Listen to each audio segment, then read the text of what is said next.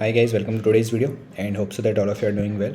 और आज की वीडियो में हम डिस्कस करेंगे पीपीआर जो कि आई है 28 और 29 को, और साथ ही साथ हम डिस्कस करेंगे अबाउट पीपीआर जो आपके आगे है वो 30 डेज़ का जो टाइम लिमिट है वो एक्सटेंड करने में। मैंने 2 दिन पहले भी इसके बारे में वीडियो डाली थी, लेकिन आज ऑफिशियली जो हाई कमीशन ने मेल किया था, हमारे एक सब्सक्राइबर ने उनको कांटेक्ट किया होगा थ्रू मेल, जो उनका रिप्लाई आया था वो भी हम देखेंगे। So thanks for sharing with me. तो without any delay let's begin.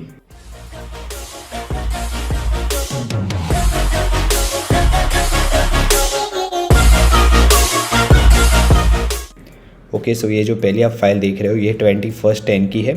Medical उनका हुआ था 16/10 को, रिफ्यूज़ल आ गया 29/1 को, और उन्होंने फिर से यूसी एमबीए प्रोग्राम और उन्होंने फिर से रीअप्लाई किया 31/3 को, और उनका बायोमेट्रिक्स हुआ 26/1/2021 को। उनका रिव्यू एंड मेडिकल स्टार्ट हो गया था 24/4 को, और उनको पीपीआर आ गए 27 को, data analytics in Douglas college. So congratulations इनको भी। फिर ये जो बहुत इंटरेस्टिंग इनकी स्टोरी है, पूरी long struggling story. BTech 2011 pass out mechanical, 10 years work experience as a manager. उनका रिफ्यूज़ल्स आ गया था 2013 में यूएसए का, फिर 2013 में कनाडा का, फिर 2014 में कनाडा का आया। फिर उन्होंने फिर 2020 में अप्लाई किया। 24 नवंबर को उन्होंने फिर से अप्लाई किया, तो फिर से उनको 17 मार्च को फिर से रिफ्यूज़ल आ गया।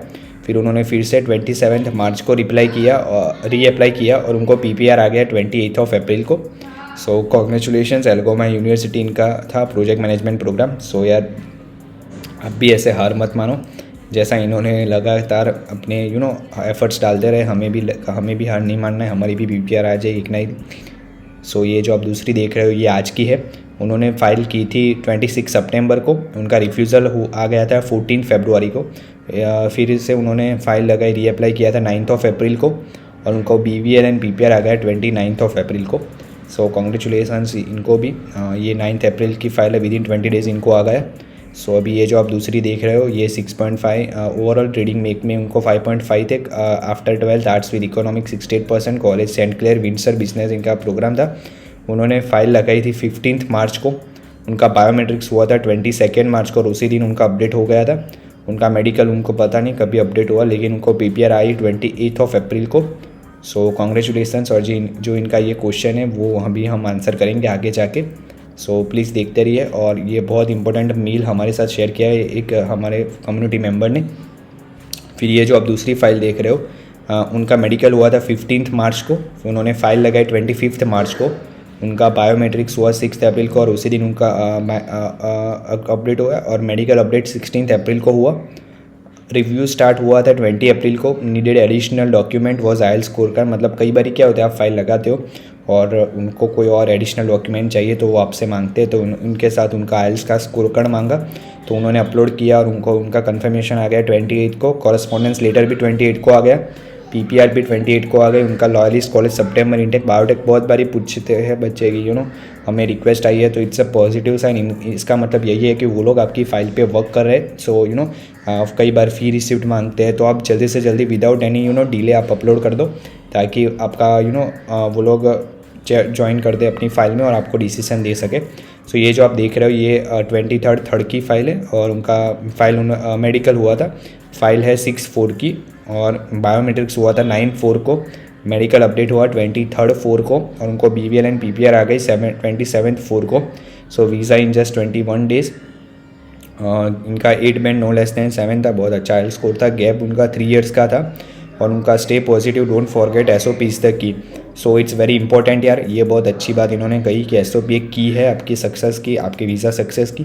कई बार आपकी प्रोफाइल अगर वीक भी हो, लेकिन आपकी एसओपी स्ट्रांग हो, तो जो आपके वीकनेस है वो भी आप कवर कर सकते हो। कई बार आप प्रोग्राम भी थोड़ा इरिलेवेंट ले लो, लेकिन आप एसओपी के थ्रू अगर आपके पास इतनी एबिलिटी है कि आप वीज़ा ऑफिसर को कन्विंस कर सकें, then you can get your visa. So ये जो आप दूसरी देख रहे हो ये गॉट माई पीपीआर सितंबर 2021 की फ़ाइल है। फाइल लगाई थी 2/4 को, और बायोमेट्रिक्स हुए थे 9/4 को।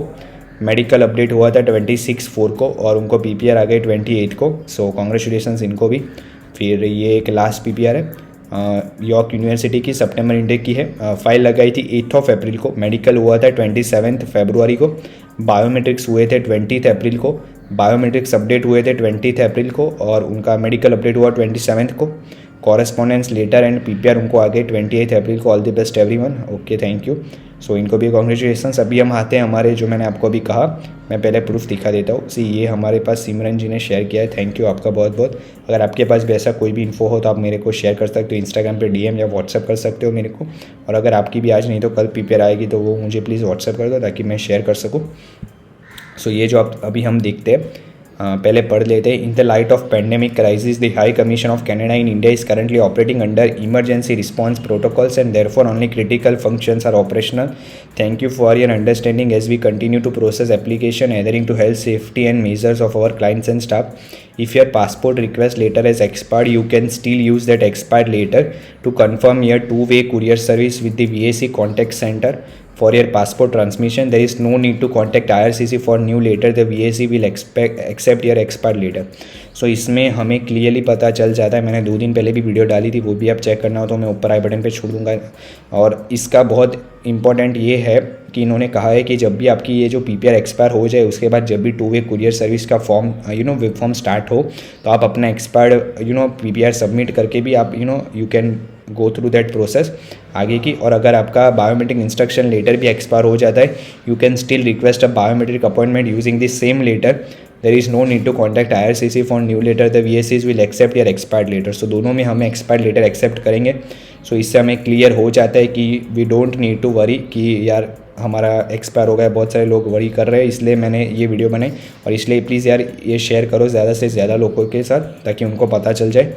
सो ये जो आप दूसरी एक क्वेश्चन मुझे पूछा था कि हेलो भाई, जो 15 मई तक सबमिशन अपडेट है, क्या वो डिफरमेंट के लिए भी अप्लाई होती है या फिर ओनली न्यू लॉन्च फाइल? तो इसका मैं क्लियर कर दूँ, ये ओनली न्यू लॉन्च फाइल के लिए है, नॉट फॉर डिफरमेंट। आप अगर आपने डिफ़र आप 15 मई के बाद भी करा सकते हो क्योंकि आपकी ऑलरेडी फाइल एम्बेसी में लगी हुई है। लेकिन आप अगर स्क्रैच से चालू करने वाले हो एप्लीकेशन तो you need to go for 15 May पहले।